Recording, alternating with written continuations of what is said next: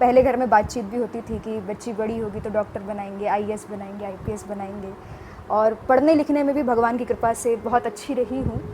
तो माता पिता इस फील्ड को लेकर ये थे कि ठीक है आईएएस बनाएंगे, बच्ची को डॉक्टर बनाएंगे। लेकिन जैसे मैंने बात कही तो पहले थोड़ा विरोध किया, लेकिन उन्हें मुझ पर इतना विश्वास था कि बेटी जो कर रही है वो सही कर रही है। जहाँ तक मैं आपकी पर्सनल बात नहीं कर रहा हूँ, लेकिन मैंने सुना है और जो हम देखते हैं कि कथावाचकों की आजकल लाखों में जो है फीस होती है। जी जी। अब वो कथावाचक कथा के दौरान बोलते हैं कि सब मोह माया है, ज़्यादा लालच नहीं करना चाहिए, धर्म से जुड़ के रहना चाहिए, पर इतना बोलने के लाखों रुपए फीस में लेते हैं, तो इसको आप कैसे देखते हैं? देखिए, मैं अपनी कथाओं में कभी नहीं कहती कि आप धन मत जी कमाइए, जी। क्योंकि मैंने अपनी कथाओं में भी कहा है, आप सुन भी सकते हैं कि आप धन कमाइए, लेकिन ऐसा धन मत कमाइए जो धर्म भुलाए। क्योंकि धन कमाना भी एक धर्म है, अपने बच्चों के लिए, परिवार वालों के लिए, समाज में प्रतिष्ठा पाने के लिए एक बड़ा मकान बनाना, ये भी एक धर्म है। कई लोगों के मुंह से मैंने सुना है, खासकर सिवनी मालवा में भी लोग ऐसा कहते हैं कि आपके अंदर जया किशोरी जी की झलक दिखती है। तो आपको क्या लगता है, दिखती है नहीं दिखती है? देखिए, मैं ऐसा कुछ नहीं कहूँगी इस बारे में, लेकिन मेरा यही मानना नहीं, ये है। पॉजिटिव भी हो सकता जी है जी, ना? बिल्कुल बिल्कुल। सब भगवान के भक्त हैं। हाँ। हो सकता है कि वो भी इस फील्ड में है, मैं भी इस फील्ड में हूँ, तो कहीं ना कहीं लोगों के मन में भाव आते हैं। मैं इसे मना नहीं करती बिल्कुल भी, लेकिन मैं यही कहूँगी कि सबका अपना अपना व्यक्तित्व है, वो एक बड़ा नाम है, उनकी अपनी एक जगह है, मेरी अपनी, उनका अपना व्यक्तित्व है, मेरा अपना। तो मेरे अनुसार किसी की भी किसी से भी तुलना करना उचित नहीं है। जैसे हम पूजा करने भी जाते हैं, आप दिन भर में 2 मिनट भगवान को दोगे, अब वो 2 मिनट में भी मान लो आपकी अगरबत्ती घूम रही है, वहाँ पर दूध वाला आ जाएगा। सही बात है। आप कहोगे दूध ले लो, अगरबत्ती घूम रही है, तो भगवान भी देखेंगे, बोलेंगे ये कैसी पूजा है, आपने 2 मिनट तो दिए, वो भी ढंग से नहीं। तो आप जितनी भी देर वो कार्य कर रहे हैं, पूरा फोकस उसी कार्य पर होना चाहिए, बस मैं यही कहूँगी।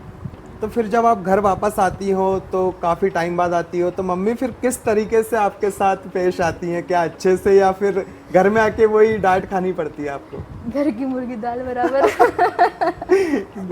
मतलब हाँ, जब मैं आती हूँ तो शुरू में तो बहुत खुश होती हैं। हाँ। और नज़र उतारेंगी सबसे पहले जैसे मैं आऊँगी, क्योंकि एक रिचुअल होता है कि माता पिता को लगता है बच्चों को नज़र नहीं लग गई हो, तो सबसे पहले नज़र उतारेंगी। आपका पसंदीदा खाना हाँ, भी सबसे बनाया पहले जाता वो होगा। कि आज वो आ रही है तो उसके लिए खीर बनाऊंगी, ये करूंगी वो। और तुरंत जैसे ही पता चलता है आज आने वाली, फ़ोन पे फ़ोन, कहाँ पहुँच गए हो, कहाँ पहुँच गए।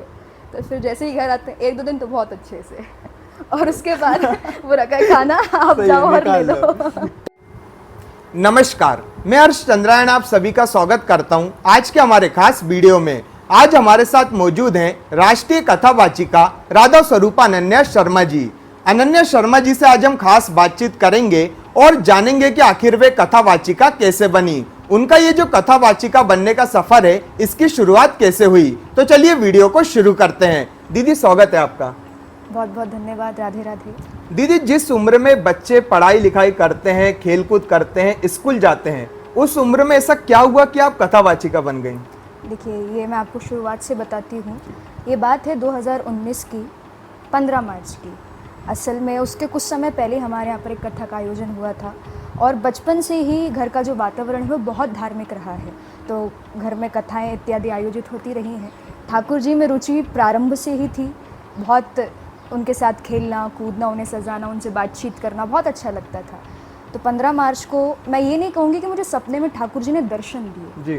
क्योंकि ये साइंटिफिकली भी प्रूफ है कि आप जो सोचते हैं रात में आपको सपने में वो चीज़ें दिखती हैं, जो विचार आते हैं। तो मेरे मन में ये विचार पहले से था कि मुझे कथा करना है, तो कहीं ना कहीं ये कह सकते हैं कि वो विचार ही मुझे शायद स्वप्न में आए और मुझे ऐसे संकेत मिले कि ठाकुर जी मुझसे कह रहे हैं कि मैं इस कार्य के लिए बनी हूँ। तो जैसे मुझे सपना आया, सुबह सुबह पापा जी मॉर्निंग वॉक पे जाया करते हैं, मैं सुबह पापा जी के पास आई, मैंने आते से यही कहा कि पापा मुझे कथा करना है। तो उन्होंने कहा बेटा एकदम से क्या हो गया ये? मैंने कहा नहीं, मुझे ठाकुर जी ने कहा है मुझे कथा करना है। उन्होंने कहा कि आप आराम से अभी सो, मैं मॉर्निंग वॉक करके आता हूँ फिर बात करेंगे। मैंने कहा नहीं, मुझे अभी बात करना है, वो भी मम्मी के उठने से पहले। जी। तो उन्होंने कहा ठीक है बताओ। मैंने कहा मुझे कथा करना है। पापा ने कहा बेटा डॉक्टर बनो, आईएएस बनो, कथा इत्यादि। मैंने कहा कि नहीं, आप मेरे पिता हैं, वो परम पिता हैं, उनके आदेश का पालन तो करना पड़ेगा। बस मैंने यही लाइन कही और पिताजी ने पूरा सपोर्ट किया, क्योंकि सबसे बड़ी बात है फैमिली का सपोर्ट मिलना, जो मुझे शुरू से बहुत मिला। तो फिर पापा जी ने, मम्मी जी ने, सभी ने परमिशन दी। 17 मार्च को मुझे परमिशन मिली और कहते हैं ना, जब भगवान को कोई काम कराना होता है तो रास्ते अपने आप खोल देते हैं। तो मैंने हमारे एक पत्रकार चाचा चंद्रायन जी, उनसे कहा कि मुझे कथा करना है। मैंने कहा ठीक है। तो वो एक आयोजन में गए थे, एक मीटिंग में, सर्व ब्राह्मण महिला समाज की। तो उन्होंने वहाँ पर बात रखी कि हमारी जो नन्या बिटिया है उसे कथा करना है जी। उन्होंने कहा ठीक है, 1 अप्रैल से कथा रखते हैं, नानी बाई का मायरा। तो वो कथा भी बुक हो गई, हमें पता भी नहीं। उन्होंने पापा को कॉल करके कहा कि 1 अप्रैल से नानी बाई का मायरा है सिवनी मालवा में ही। तो पापा जी ने कहा कि देखिए अभी ज़्यादा तैयारी नहीं है, पहले अच्छे से हम तैयारी करें, उसके बाद इस फील्ड में उतरे तो ज़्यादा अच्छा है। तो पहले तो सभी ने विरोध किया, लेकिन भगवान की शायद यही इच्छा थी। तो हमने कहा ठीक है, जैसा भगवान चाहे। तो 17 मार्च से मुझे तैयारी करने की परमिशन मिली और मैंने फिर तैयारी करना प्रारंभ करी और 1 अप्रैल 2019 कथा करना प्रारंभ किया। जब आपको सपना आया था तब आपकी उम्र कितनी थी? लगभग 11 या 12 वर्ष के बीच। अब 11-12 वर्ष की उम्र एक ऐसी होती है जब रोज कुछ नया दिमाग में आता है। बिल्कुल। कभी आता है कि डॉक्टर बनना है, तो कभी आता है इंजीनियर बनना है। तो ऐसी उम्र में आपने अपने मम्मी पापा का भरोसा कैसे जीता? देखिए, जैसा मैंने कहा जी। कि बचपन से धार्मिक वातावरण रहा, तो मन में ये विचार पहले, देखिए जैसे आप बच्चे होते हैं तो एक समय आता है कि आपको डॉक्टर बनना है, दूसरे दिन लगेगा नहीं आपको इंजीनियर बनना है। तो बहुत सारे मन में विचार रहे शुरू से। तो पहले घर में बातचीत भी होती थी कि बच्ची बड़ी होगी तो डॉक्टर बनाएंगे, आईएएस बनाएंगे, आईपीएस बनाएंगे। और पढ़ने लिखने में भी भगवान की कृपा से बहुत अच्छी रही हूँ।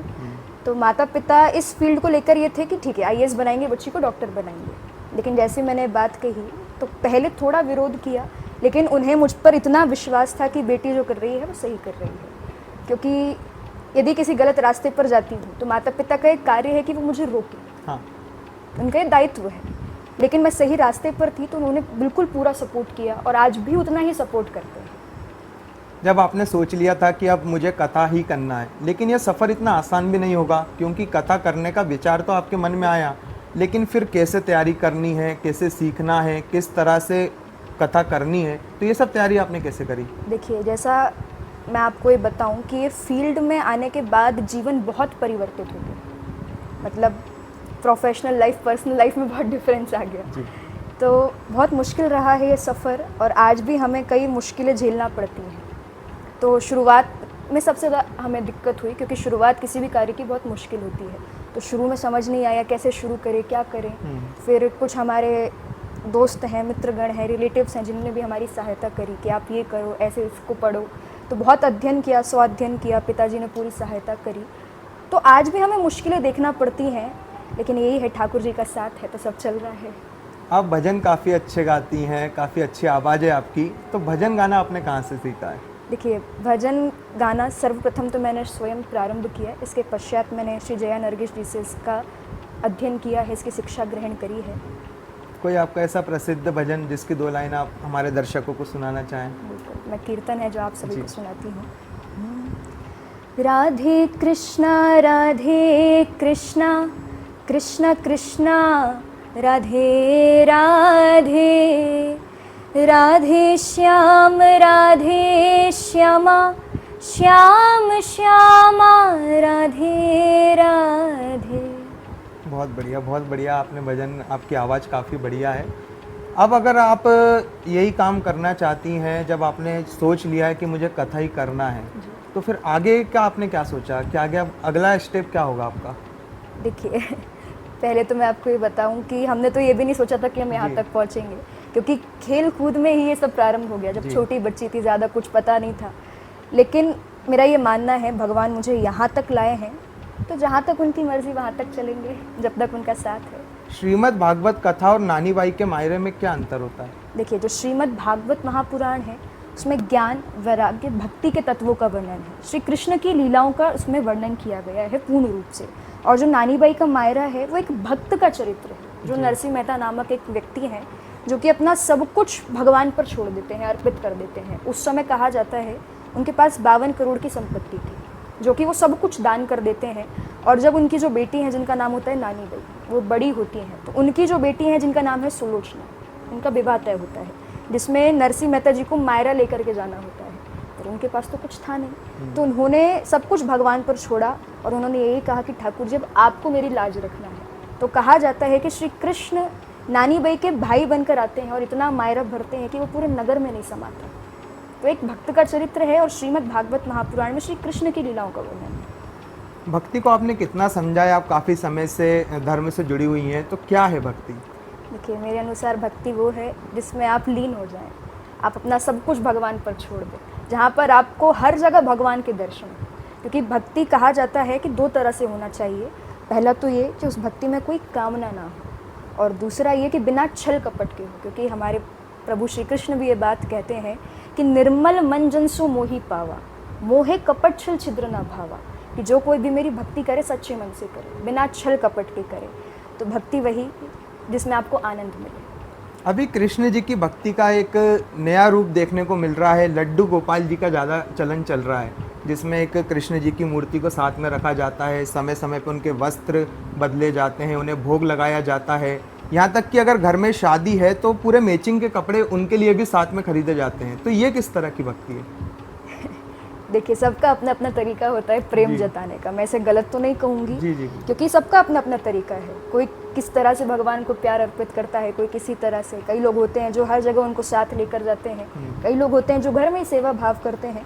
तो सबका अपना अपना तरीका है। ठाकुर जी तो वैसे भी थोड़े से में रिझ जाते हैं, क्योंकि कहा ही जाता है कि आपके कौन से ऋण, आपके गुण पर भगवान रिझ जाए आप भी नहीं जानते। तो शायद भगवान को ये भी अच्छा लगता हो। अभी आपकी पढ़ाई चल रही है? जी, अभी कुछ समय पहले मैंने 12th पास करी है। अच्छा, तो फिर जब आप कथा करती हैं, लंबे समय तक घर से बाहर रहती हैं, तो फिर पढ़ाई को समय कैसे देती हैं? थोड़ा मुश्किल होता है, क्योंकि जब लगातार कथाएं चलती हैं तो ज़्यादा समय नहीं मिल पाता, लेकिन कहीं ना कहीं समय निकालना पड़ता था। जैसे अभी 12th के एग्ज़ाम थे, तो करीब 1 महीने तक हमने कथाएं नहीं ली, घर पर रह करके मैंने अध्ययन किया। लेकिन जब भी मैं कथा में रहती थी तो थोड़ा ना थोड़ा समय मुझे मिलता था, घंटे 2 घंटे। तो उस समय बैठ करके मैं अपने दोस्तों से नोट्स मांगती थी, टीचर्स भी मेरी बहुत हेल्प करती थी। तो वो कुछ समय मैं पढ़ाई करके अपना काम कर लेती थी। जब आपकी लगातार कथाएं रहती हैं, लंबे समय तक आप बाहर रहती हैं घर से, तो वो अनुभव किस प्रकार का रहता है आपका? एक तरह से अच्छा भी है और थोड़ा बुरा भी है। क्योंकि देखिए, अच्छा इसलिए नए परिवार बनते हैं, नए लोगों से मुलाकात होती है, अच्छा लगता है, लोगों का बहुत प्यार मिलता है। कहा जाए तो इस समय पूरे देश में हमारे परिवार बने हैं जी। लेकिन खुद के परिवार से दूर रहना भी बहुत मुश्किल काम है। कहीं ना कहीं कभी मम्मी की याद आने लगती है, कभी भाई की याद आने लगती है। तो कहा जाता है ना कि सुकून घर पर है तो वो सुकून तो यही है, लेकिन थोड़ा अच्छा भी है, थोड़ा बुरा भी है। कथा के दौरान किस तरह के नियम रहते हैं, जैसे खान पान में, या किस तरह से आपका वहाँ पे लाइफ स्टाइल होती है? देखिए, कहा जाता है कि कथा के समय सात्विक भोजन करना ज़्यादा सही होता है, बिना लहसुन प्याज का आप ग्रहण करें। और बाकी आप उतने दिन अपना मन सही रखें। मन का पवित्र होना बहुत ज़रूरी है, क्योंकि जब तक आपका मन पवित्र नहीं है तब तक तो भगवान भी नहीं मिलेंगे। तो सबसे पहले आपका मन पवित्र हो, आपका आचरण सही हो, आप सही स्थान पर निवास कर रहे हैं। तो कुछ ऐसे नियम हैं बस। तो लहसुन प्याज क्यों नहीं खाया जाता? देखिए, जैसे आप लहसुन प्याज ग्रहण करते हैं जी। तो आपके मन में कहा जाता है अशांति के भाव आते हैं। मतलब आप लहसुन प्याज ग्रहण करेंगे, क्रोध आ सकता है, उन्हें तामसी माना जाता है। लेकिन आप देखेंगे, यदि आप बिना लहसुन प्याज का ग्रहण करते हैं, जैसे नवरात्रि होती है, 9 दिन किसी के यहाँ पर भी लहसुन प्याज ग्रहण नहीं होता है, आप मदिरा पान नहीं करते हैं, तो उतने दिन आपको कितना अच्छा लगता है। आप अच्छे से रहते हैं, एक शुद्ध वातावरण रखता है, भक्ति का एक मन होता है, माहौल होता है। तो इसलिए कहा जाता है। दीदी, काफ़ी लंबे समय तक जब आप कथाएं लगातार करती हैं, तो एक के बाद एक कथाएं होती हैं, तो फिर एक वक्त ऐसा भी आता होगा जब आपको लगता होगा कि अब ब्रेक की आवश्यकता है, थोड़ा सा मूड फ्रेश करना चाहिए, तो फिर आप क्या करती हैं अपना मूड फ्रेश करने के लिए? देखिए, कभी कभी ऐसा होता है, लगता है थोड़ा आराम चाहिए, परिवार के साथ समय चाहिए, तो उस समय हम थोड़ा ब्रेक लेते हैं 2 दिन 3 दिन के लिए। फिर घर आते हैं बिना किसी को बताए, सिर्फ घर वालों को पता होता है कि मैं यहाँ पर हूँ। क्योंकि अधिकतर मैं कहीं बाहर भी जाती हूँ अपने शहर में भी, तो लोग पहचान जाते हैं, मिलने लगते हैं। तो कभी कभी मुझे लगता है कि नहीं, बस घर पे रहना है मुझे। तो जब भी ऐसा मुझे महसूस होता है, मैं पिताजी से कहती हूँ, और 2-3 दिन का समय हमें मिल ही जाता है कहीं ना कहीं से, तो उतने समय के लिए हम घर आते हैं, हमारे परिवार वालों के साथ रहते हैं, अच्छा लगने लगता है। फ्री टाइम में आपको क्या करना ज़्यादा पसंद है, क्या हॉबीज़ हैं आपकी? फ्री टाइम में मैं ज़्यादातर भजन सुनती हूँ, किताबें पढ़ती हूँ, क्योंकि शुरू से शौक़ रहा है। और हॉबी में कहा जाए तो डांसिंग है, सिंगिंग है। इसके अलावा देखा जाए अगर, तो वेस्टर्न कल्चर आजकल काफ़ी ज़्यादा बढ़ रहा है, हर जगह इसका ज़्यादा दिख रहा है चाल चलन। तो आपका इंटरेस्ट है कि नहीं धर्म से हटके, क्योंकि एक पर्सनल लाइफ भी अपने आप में अलग होती है? इतना इंटरेस्ट मेरा नहीं है, क्योंकि जैसा मैंने कहा कि एक वो मानसिकता हो जाती है कि आपका एक मन में एक धार्मिक वातावरण बैठ चुका है, तो अधिकतर मुझे वो कल्चर इतना तो पसंद नहीं है, लेकिन थोड़ा बहुत। अब देखें तो आप काफ़ी प्रसिद्ध हो चुकी हैं, पूरे भारत में आपको लोग जानते हैं। तो आपके जो दोस्त हैं, रिश्तेदार हैं, उनका किस तरह का अनुभव होता है जब वो कहीं जाते होंगे तो उनसे भी बोलते होंगे कि ये अनन्या के दोस्त हैं या अनन्या के रिश्तेदार हैं, जी, तो ये कैसा अनुभव रहता है आपका? जहाँ तक मुझे पता है कभी कभी मेरे साथ भी होता है, मेरे दोस्त मेरे साथ में जाते हैं तो लोग ऐसे दिखते हैं, अच्छा आप उनके दोस्त हैं, एक बार मिलवा दीजिए। तो कुछ रिश्तेदार भी हैं जिनके फ़ोन आते हैं कि हमारे एक रिलेटिव हैं वो आपसे मिलने आ रहे हैं, थोड़ा मिल लीजिएगा, मुलाकात कर लीजिएगा। तो कहीं ना कहीं मैंने महसूस किया है कि उस समय मेरे दोस्तों को भी, मेरे रिलेटिव्स को भी बहुत अच्छा लगता है। जैसे रिलेटिव्स कहते हैं ये हमारी बच्ची है, हमारी गोद में खेली है, तो कभी ना कभी मुझे लगता है कि नहीं, मैं सही रास्ते पर हूँ। फैमिली को कैसा लगता है अब जब आप इतनी प्रसिद्ध हो चुकी हैं? मम्मी पापा क्या बोलते हैं आपको? मम्मी पापा बहुत खुश होते हैं, क्योंकि कभी कभी जब अवार्ड शो में जाते हैं, कुछ फंक्शंस होते हैं, कुछ अच्छी कथाएं होती हैं, तो उनके चेहरे पर जो खुशी दिखती है, लगता है मानो सब कुछ जीत लिया, सब कुछ हासिल हो चुका है। अब आगे जैसे आप राष्ट्रीय स्तर की कथावाचिका हैं, तो अंतर्राष्ट्रीय लेवल पे भी जाने का कोई प्लान है आपके माइंड में? बिल्कुल है, और भगवान चाहेंगे तो कुछ समय बाद ज़रूर जाएंगे वहाँ पर भी, क्योंकि कथाएं तो थी लेकिन कोविड के कारण वो डिले हो चुकी हैं। तो जब ठाकुर जी चाहेंगे तब वहाँ पर भी जाएंगे। एक कथा जब करवानी होती है तो उसकी प्रारंभिक तैयारियां किस प्रकार से होती हैं? सबसे पहले क्या करना होता है? देखिए, कथाओं में सबसे प्रथम आप वहाँ पर कलश यात्रा इत्यादि होती हैं, पूजा पाठ होती हैं, मूल पाठ इत्यादि होता है, कई तरह के नियम होते हैं कथाएं प्रारंभ करने से पहले भी, और नियम तो बहुत सारे बताए गए हैं। अब आप पालन जिस तरह से करें उस पर बात है, क्योंकि कहते हैं जब कथा होती है तो 7 दिन तक वक्ता श्रोता को सिर्फ घी पीकर रहना चाहिए। जी ये तो कलयुग है, जी। थोड़ा ज़्यादा घी खाओगे तो डॉक्टर के पास जाना पड़ेगा आपको। तो नियम तो बहुत सारे बताए गए हैं, पर बात आपके ऊपर है, आपकी श्रद्धा कितनी है, उसी हिसाब से आप नियम पालन कीजिए। तो जब कथा करवानी होती है किसी व्यक्ति को, तो आपकी फीस कितनी देनी होती है उसमें? देखिए, इसके लिए आपको ऑफिस संपर्क करना पड़ेगा। फिर भी एक अंदाज से अगर बात मैं करें सही हम। बताऊं तो आज तक मुझे भी ये कंफर्म नहीं पता है कि मेरी फ़ीस कितनी है, क्योंकि ये सब पिताजी, मेरे भाई और ऑफिस के लोग जो हैं वो देखते हैं। आप जब भी वहाँ फ़ोन करेंगे आपको पहली लाइन में ही बता दिया जाएगा कि इतनी फ़ीस है। जहाँ तक मैं आपकी पर्सनल बात नहीं कर रहा हूँ, लेकिन मैंने सुना है और जो हम देखते हैं कि कथावाचकों की आजकल लाखों में जो है फीस होती है। जी जी। अब वो कथावाचक कथा के दौरान बोलते हैं कि सब मोह माया है, ज़्यादा लालच नहीं करना चाहिए, धर्म से जुड़ के रहना चाहिए, पर इतना बोलने के लाखों रुपए फीस में लेते हैं, तो इसको आप कैसे देखते हैं? देखिए, मैं अपनी कथाओं में कभी नहीं कहती कि आप धन मत जी कमाइए, जी। क्योंकि मैंने अपनी कथाओं में भी कहा है, आप सुन भी सकते हैं कि आप धन कमाइए, लेकिन ऐसा धन मत कमाइए जो धर्म भुला दे, क्योंकि धन कमाना भी एक धर्म है। अपने बच्चों के लिए, परिवार वालों के लिए, समाज में प्रतिष्ठा पाने के लिए एक बड़ा मकान बनाना, ये भी एक धर्म है। तो मैं ये कभी नहीं कहती धन मत कमाओ, क्योंकि आज के समय में तो धन बहुत आवश्यक है, बहुत ज़रूरी है, तो धन कमाइए, पर ऐसा धन मत कमाइए जो धर्म भुला दे, क्योंकि धन यदि पुष्प है तो धर्म उसकी सुगंध है, उसकी महक है। तो धन कमाना भी बहुत आवश्यक है आज के समय में। ये जो आपका पूरा सफ़र रहा है, इसके दौरान कुछ ऐसा वक्त भी आया होगा जो कठिन होगा, तो ऐसा कौन सा वक्त है जब आपको निराशा ज़्यादा हाथ लगी थी? देखिए, ये बात है जब मेरा जन्मदिन था, आज से 2 साल पहले, आस्था भजन पर कथा लाइव थी, और उस समय ठाकुर जी ने बहुत बड़ी परीक्षा ली थी कि आस्था लाइव थी, और पहली बार मैं लाइव आई थी टीवी पर ऐसे। जी। उस टाइम पे बहुत तबीयत खराब थी, मतलब 102 डिग्री फीवर था, टांसल्स बड़े हुए थे, मैं बोल तक नहीं पा रही थी, और वो कथा लाइव करनी थी हमें। तो उस टाइम पे ऐसा लग रहा था कि आज कथा हो भी पाएगी नहीं हो पाएगी। तुरंत डॉक्टर आते थे, मेडिसिन्स देते थे, और उस समय मॉरल सपोर्ट की बहुत ज़रूरत थी। तो पिताजी हमेशा साथ रहे, उन्होंने बहुत समझाया कि नहीं बेटा आप कर सकते हो, हार मत मानो। तो बहुत हिम्मत रखी, और कभी कभी होता था कि कथा के बीच में खांसी आ जाती थी, अब वो तो लाइव है, सही बात। तो तुरंत वहाँ से ब्रेक होता था, फिर जो म्यूजिशियन टीम होती थी वो संभालती थी, उतनी देर में पानी इत्यादि ग्रहण करती थी, फिर कथा करती थी। तो ऐसा उस समय थोड़ी निराशा ज़रूर हुई थी मुझे कि मैं पहली बार लाइव आई हूँ और इतनी दिक्कत हुई। दीदी, एक जो वक्ता होता है उसके सामने जितनी ज़्यादा भीड़ होती है उसका कॉन्फिडेंस उतना ज़्यादा बढ़ता है। बिल्कुल। तो ऐसा भी रहा होगा कि शुरुआती दौर में भीड़ की कमी होने के कारण थोड़ा मनोबल आपका कम हुआ हो, तो ऐसे में कैसे संभाला आपने अपने आप को? मैं इसे भगवान की कृपा कहूँगी कि पहली कथा से ही बहुत भीड़ मिली है। जी। यहाँ तक कि जो सिडनी में भी कथा हुई थी उसमें 5000 प्लस क्राउड था, लेकिन कुछ कथाएं हुई हैं, मैं ऐसा नहीं कहूँगी हर कथा में भी हुई, कुछ कथाएं भी हुई हैं जिसमें थोड़ी कम भीड़ रही। लेकिन मेरा यही मानना है कि मैं ठाकुर जी को कथा सुनाने जाती हूँ, मैं यही समझती हूँ सामने जो श्रोता बैठे हैं कहीं ना कहीं ठाकुर जी भी उनमें बैठे हैं, तो यही समझकर मैं अपना मनोबल बढ़ाती हूँ कि नहीं, जितने श्रोता हैं भगवान के भक्त हैं, सभी को कथा सुनाना है। आपने अपने अंदर ये कॉन्फिडेंस कैसे लाया, क्योंकि इतनी भीड़ में हजारों लोगों के सामने बोलना और घंटों तक बोलते रहना, कथा सुनाना, इस बीच भजन भी गाना, ये आसान नहीं है। तो ये कॉन्फिडेंस आपने कहाँ से लाया अपने अंदर?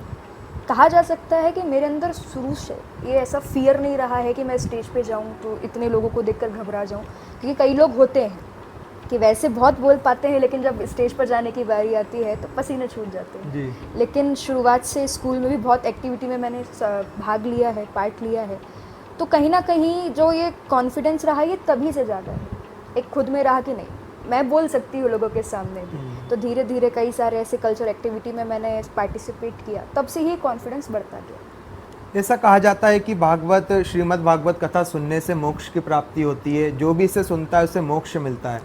पर कहीं ना कहीं कर्म का भी महत्व होता है जीवन में, जो जैसे कर्म करेगा उसको वैसा फल मिलेगा। तो फिर क्या कर्म कैसे भी हो और अगर कथा सुन ली जाए तो मोक्ष मिलता है? नहीं, देखिए कहा ही गया है कि कर्म प्रधान विश्व करी राखा। कर्म करना तो बहुत आवश्यक है। यदि आप सोचो कि सब कुछ भगवान पर छोड़ दिया और बैठ जाए, हाँ तो ऐसा तो होगा नहीं। जी। भगवान भी कहेंगे भाई कर्म तो करो, तब तो मैं आपको फल दे पाऊंगा। तो कर्म तो आपको करना पड़ेगा, लेकिन कर्म यदि आप धर्म के अनुसार कर रहे हो तो वो काम वंदनीय हो जाएगा, और यदि आप धर्म के विरुद्ध जाकर करोगे तो वो काम निंदनीय हो जाएगा।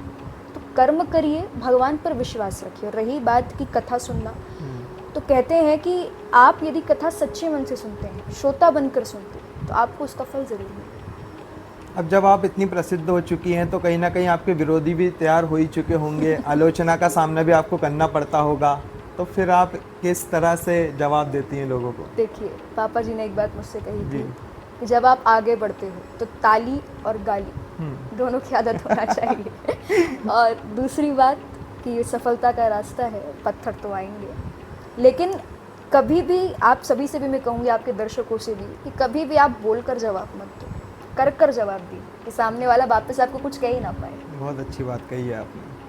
कई लोगों के मुंह से मैंने सुना है, खासकर सिवनी मालवा में भी लोग ऐसा कहते हैं कि आपके अंदर जया किशोरी जी की झलक दिखती है। तो आपको क्या लगता है, दिखती है नहीं दिखती है? देखिए, मैं ऐसा कुछ नहीं कहूँगी इस बारे में, लेकिन मेरा यही मानना नहीं, ये है। पॉजिटिव भी हो सकता जी है जी, ना? बिल्कुल बिल्कुल। जी। सब भगवान के भक्त हैं। हाँ। हो सकता है कि वो भी इस फील्ड में है, मैं भी इस फील्ड में हूँ, तो कहीं ना कहीं लोगों के मन में भाव आते हैं। मैं इसे मना नहीं करती बिल्कुल भी, लेकिन मैं यही कहूँगी कि सबका अपना अपना व्यक्तित्व है, वो एक बड़ा नाम है, उनकी अपनी एक जगह है, मेरी अपनी, उनका अपना व्यक्तित्व है, मेरा अपना। तो मेरे अनुसार किसी की भी किसी से भी तुलना करना उचित नहीं है। हमारे सूत्रों से अभी हमें कई बार पता चला है कि कई संस्थाओं के द्वारा आपके पास ऑफर आ रहे हैं कि हमारे साथ जुड़िए, हमारे साथ कथा कीजिए। तो इस पर आपका फिर जाने पे क्या विचार है? अभी तो फिलहाल ऐसा कुछ हमने सोचा नहीं है, क्योंकि जैसा मैंने कहा कि खेल कूद में ही कथा प्रारंभ हो गई, पता ही नहीं चला। अब अभी तक ऐसा कुछ विचार नहीं है, लेकिन आगे चलकर जरूर सोचेंगे। यदि हमें कुछ ऐसा लगेगा तो ज़रूर आप सभी को भी बता दिया जाएगा कि संस्था से हम जुड़ रहे हैं। धर्म की आवश्यकता हम लोगों को क्यों होती है? देखिए, जैसा मैंने कहा, धर्म के अनुसार आप काम करेंगे तो वो काम वंदनीय कहलाएगा। धर्म की आवश्यकता हमें इसलिए है क्योंकि आजकल कहीं ना कहीं बच्चों में संस्कारों की कमी है। बिल्कुल। जैसे बच्चे माता पिता का सम्मान नहीं करते, गलत रास्ते पर जाने लगते हैं, वृद्धाश्रम छुड़ाते हैं माता पिता को। तो क्यों? कि कहीं ना कहीं धर्म की कमी है। तो हमारा यही मुख्य कारण है, यही मुख्य उद्देश्य है कि हम बच्चों को ये बताएं कि आप जिस रास्ते पर जा रहे हो वो रास्ता गलत है। तो धर्म से यदि बच्चा जुड़ जाता है तो ये बात याद रखिए, वो कभी गलत रास्ते पर नहीं जाएगा। आजकल के जो बच्चे हैं वो कहीं ना कहीं धर्म से दूर होते हुए जा रहे हैं। जहाँ तक अगर मंदिर भी जाते हैं तो कपड़े कैसे पहनना चाहिए ये उन्हें पता नहीं होता है। लड़कियाँ शॉर्ट्स पहन के चली जाती हैं, जींस पहन के चली जाती हैं। तो इसका सही क्या रूप है? किस तरीके से मंदिर जाना चाहिए, कैसी पूजा करनी चाहिए? देखिए, सबसे पहले तो मैं माता पिताओं से निवेदन करना चाहूँगी कि बाकी आप अन्य धर्म उठाकर देखिए, उन्हें रोज़ भेजा जाता है कि बेटा जाओ, पहले आप अपने भगवान की पूजा करके आओ। हमारे धर्म में माता पिता कभी नहीं कहते कि बेटा सुबह जल्दी उठो, आज मंदिर जाओ, आज एकादशी है, आज व्रत रखो, कभी नहीं कहते। तो कहीं ना कहीं माता पिता को बच्चों को टोकना पड़ेगा। आजकल माता पिता बच्चों से डरते हैं, थोड़ा सा चिल्ला दिया बच्चे को, माता पिता को लगता है बच्चे कहीं कुछ गलत ना कर ले, गलत कदम ना उठा ले। तो कहीं ना कहीं गलती माता पिता की है। यदि बच्ची मंदिर जा रही है, सही वस्त्र ढंग से धारण नहीं किए, तो ये माता पिता का दायित्व है, फ़र्ज़ है कि उसे बोले कि नहीं बेटा, आप मंदिर जा रहे हो, आप सही तरह से मंदिर जाओ। मैं ये नहीं कहती जीन्स पहनना गलत है, लेकिन एक मर्यादित रूप होता है। आप उस मर्यादित रूप में जाओ, पूजा पाठ करो तो अच्छा लगता है। तो सबसे पहले निवेदन करूँगी माता पिता से कि आप अपने बच्चों को समझाइए, सबसे पहले संस्कार दीजिए, क्योंकि जब तक आप संस्कार नहीं देंगे बच्चे गलत रास्ते पर जाएंगे। आज जैसे आप हो, आपको आपके माता पिता ने काफ़ी सपोर्ट किया है लाइफ में, आपने जो बोला वो आपको करने दिया है, लेकिन आज भी कई जगह ऐसी स्थिति है कि लड़कियों को आगे बढ़ने से रोका जाता है, तो इस पर आपके किस तरह के विचार हैं? मेरे अनुसार ये बहुत गलत है कि आज भी कई लोगों की वो मानसिकता पुरानी वाली है जी। लेकिन आज के समय में हमारे देश की बेटियां बहुत आगे पहुंच चुकी हैं, अंतरिक्ष तक पहुंच चुकी हैं। तो मैं यही कहूँगी अपनी इस मानसिकता को बदलिए, बेटी को बोझ मत समझिए, वो आपके ऊपर बोझ नहीं है, वो लक्ष्मी है घर की। क्योंकि यदि बेटी घर में जन्म ले लेती है तो भाग्य बदल जाता है, क्योंकि बेटी को लक्ष्मी कहा जाता है, देवी स्वरूप कहा जाता है। नवरात्रि में भी हम कन्या की पूजा करते हैं देवी स्वरूप मान के। तो एक तरफ तो आप देवी कह रहे हो, दूसरी तरफ घर से निकलने भी नहीं दे रहे हो, पाबंदियाँ लगा रहे हो। तो मानसिकता बदलना बहुत आवश्यक है, क्योंकि बेटी बोझ नहीं है, लक्ष्मी है। आपको खाना बनाने में रुचि है आपकी? बिल्कुल है। क्या क्या बना लेती हैं? देखिए, मैं सब कुछ, दाल चावल सब्जी रोटी, जब भूख लगती है और कभी कभी कुछ और भी खाने की इच्छा होती है हाँ। तो वो भी यूट्यूब से देख करके बना लेती हूँ। इसके अलावा स्पोर्ट्स में रुचि? तो बिल्कुल, बैडमिंटन में रही है शुरू से। शुरू में मैं खेलती भी थी बहुत, लेकिन अब व्यस्तताएं ज़्यादा रहती हैं तो इतना मौका नहीं मिल पाता है। अब आप जिस फील्ड से जुड़ी हैं तो कहीं ना कहीं किताबें तो आप ज़रूर पढ़ती होंगी। बिल्कुल, बहुत सारी किताबें यहाँ पर भी रखी हुई जी। हैं और मेरे कमरे में भी हैं। अभी आप लोगों के आने से पहले भी मैं बुक ही पढ़ रही थी बैठकर। एक जो सामान्य व्यक्ति है उससे किस तरह की किताब पढ़नी चाहिए जिससे उसका ज्ञान बढ़े और कहीं ना कहीं धर्म से जुड़ सके? कौन सी वो किताब है? देखिए, यदि आप चाहते हैं धर्म से कनेक्ट होना, भगवान से जुड़ना, तो सबसे पहले आप श्रीमद् भागवत महापुराण पढ़िए, क्योंकि कहा ही जाता है कि जो श्रीमद् भागवत महापुराण है वो सभी पुराणों की नवनीत है। मतलब हर पुराण का सार श्रीमद् भागवत में है। जैसे दही को मथते हैं, मक्खन निकलता है, तो मक्खन सार है।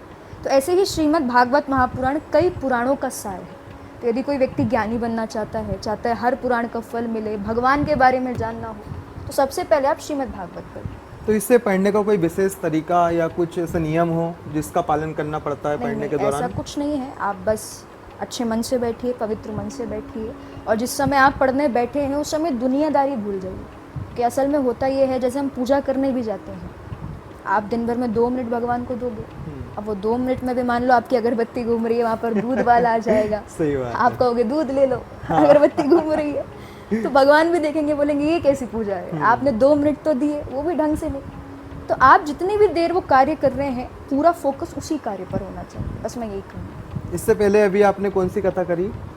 इससे पहले रिसेंट में हाँ। झारखंड में हमारी कथा रही है।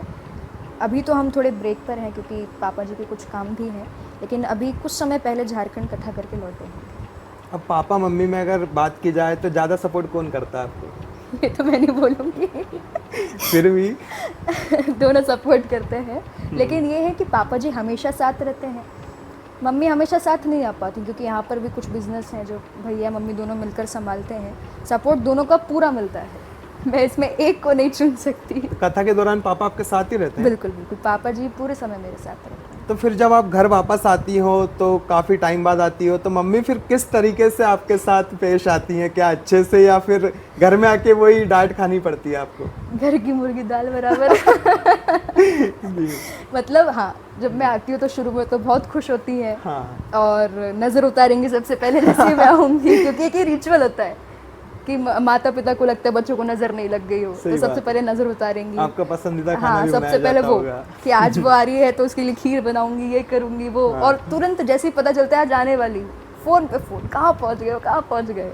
तो फिर जैसे ही घर आते हैं 1-2 दिन तो बहुत अच्छे से, और उसके बाद वो रखा है खाना, आप सही, जाओ और ले निकाल लो। चलिए, नहीं, बहुत बढ़िया है, बहुत अच्छा लगा आपसे बातचीत करके। अब आखिरी में कुछ आप हमारे दर्शकों को कोई संदेश देना चाहें, धार्मिक या जीवन से जुड़ा हुआ कुछ? देखिए, मैं ये कहूँगी, कभी हार मत मानिए, क्योंकि सफलता का जो रास्ता है वो बहुत मुश्किल है। आपको कठिनाई हमेशा देखनी पड़ेंगी, लेकिन उस रास्ते पर हिम्मत रखिए और हमेशा मन में एक भाव बना कर रखिए, मातृ देवो भव, पितृ देवो भव, आचार्य देवो भव। माता पिता को अपना गुरु मानिए, और सबसे बड़ी बात है, माता पिताओं से मेरा निवेदन है कि आप अपने बच्चों को अपने साथ बैठाइए, बातें कीजिए, उन्हें संस्कार दीजिए, क्योंकि जब तक आप संस्कार नहीं देंगे बच्चे गलत रास्ते पर जाएंगे। आपके बच्चे गलत चीज़ की मांग कर रहे हैं, आप नहीं दोगे, एक बार रोएगा, 2 बार रोएगा, लेकिन यदि आप अपने बच्चों को संस्कार नहीं दोगे तो आपका बच्चा जीवन भर बैठ कर रोएगा, आपको भी रुलाएगा और पूरी समाज को भी। इसलिए निवेदन है, अपने बच्चों के साथ रहिए, उन्हें संस्कार दीजिए, धर्म से जोड़िए। दीदी आपने माता पिता की बात करी, इससे एक बात मुझे याद आ गई कि आज का ये जो समय चल रहा है ये ऐसा है कि इसमें कई बच्चे काफ़ी मेहनत भी करते हैं तो भी जो वो चाहते हैं वो उन्हें नहीं मिल पा रहा है। तो कई माता पिता की उम्मीदें भी ज़्यादा होती है अपने बच्चों से, तो फिर उम्मीदों पे जब बच्चे खरा नहीं उतर पाते हैं तो उन्हें फिर ज़्यादा डांटना, चिल्लाना, उन पे प्रेशर बनाना, तो जिसके कई बार गलत नतीजे भी सामने आते हैं। कई जगह बच्चे सुसाइड कर लेते हैं, प्रेशर में आ जाते हैं। तो इन सब से कैसे बचना चाहिए या इस स्थिति में किस तरह का व्यवहार होना चाहिए? सबसे पहले मैं माता पिताओं से इसमें निवेदन करूंगी कि जैसे मान लीजिए कभी कभी होता है कि आप जो हासिल करना चाहो वो नहीं मिलता। जैसे मेरे साथ भी हुआ, शुरू में जब कथा करना प्रारंभ किया कुछ निराशा भी हाथ लगी, तो उस समय बच्चे को आपके सपोर्ट की बहुत ज़रूरत है। यदि आप उस समय बच्चे को डांट रहे हो, चिल्ला रहे हो, मार रहे हो, प्रेशर डाल रहे हो, तो फिर बच्चा गलत रास्ते पर चला जाएगा, सुसाइड इत्यादि के बारे में सोचने लगेगा, क्योंकि उस समय वो हर जगह से टूट चुका है। हाँ। निराशा हाथ लग रही है। तो माता पिता का एक कर्तव्य है, दायित्व है कि बच्चे को बिठा ले, समझाएं, ठीक है कोई बात नहीं, इस बार नहीं हुआ, अगली बार ट्राई करना। तो उस समय माता पिता के सपोर्ट की बहुत ज़रूरत है। और बच्चों से भी निवेदन है कि निराशा हाथ लग रही है तो आप उसको अपना अंतिम मानकर बैठ मत जाओ कि मेरा लास्ट ट्राई था, नहीं, आपको ट्राई तो जीवन भर करते रहना पड़ेगा, क्योंकि ऐसा नहीं है यदि आज सफलता मिल गई तो कल आपके पास वो रहेगी। सफल होना ठीक है, पर सफलता को संभाल कर रखना ज़्यादा मुश्किल काम है। सही। तो इसलिए निवेदन है आप सभी से कि निराश कभी मत हो, हमेशा खुशी के साथ, मुस्कुराते हुए, पॉजिटिव थिंकिंग के साथ आप कार्य करते रहो। बहुत बहुत धन्यवाद दीदी, आपसे बात करके बहुत अच्छा लगा। हमारी शुभकामनाएं भी आपके साथ रहेंगी कि आप बहुत जल्दी अंतर्राष्ट्रीय कथावाचिका बने और अभी बहुत आगे पहुंच चुकी हैं, लेकिन इससे भी और आगे जाएं। बहुत बहुत धन्यवाद। तो आपने देखा अभी हमने राष्ट्रीय कथावाचिका अनन्या शर्मा दीदी से बातचीत की। इनसे बात करके हमें बहुत अच्छा लगा, बहुत ज्ञान मिला, बहुत ही ज्ञानवर्धक बात की इन्होंने हमसे। आगे फिर हम एक नए वीडियो लेके आपके बीच में आएंगे, तब तक आप अपना और अपने परिवार का ध्यान रखिए। धन्यवाद।